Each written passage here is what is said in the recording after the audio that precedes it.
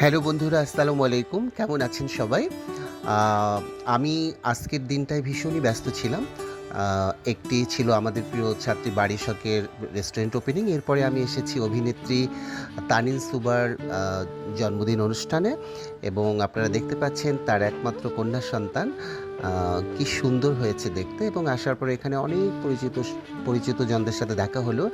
সাংবাদিক বন্ধু রঞ্জু, সাংবাদিক বন্ধু রাহাত সহ আরও অনেকের সাথে আমার সাথে আমার বাচ্চা স্বরবর্ণ গিয়েছে এবং এখানে আসলে সবাই মিলে আমরা অনেক আনন্দ করেছি। সবাইকে দেখতে ভীষণ ভালো লেগেছিল। এখানে আমার খুবই পছন্দের চিত্রনায়িকা আম আনোয়ারা ম্যাডামের মেয়ে মুক্তি এসেছিল, পলি এসেছিল, আরও অনেকে এসেছিল। তো আমি বেশি সময় থাকতে পারিনি। যেহেতু আমি এর আগেই একটি প্রোগ্রাম সেরে এসেছি।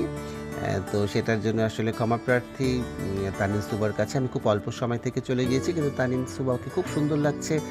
একদম হোয়াইট রঙের ভিতরে সিলভার স্টোন বসানো একটি ড্রেস পরেছে। সাদা রঙে আসলে সবসময় সবাইকে সুন্দর লাগে এবং আমার ভীষণ ভালো লেগেছে। কেকটাও সুন্দর ছিল আর ওর বাচ্চাটা তো ওয়াও! এবং অনেকদিন পর মুক্তির সাথে দেখা হলো, পলির সাথে দেখা হলো।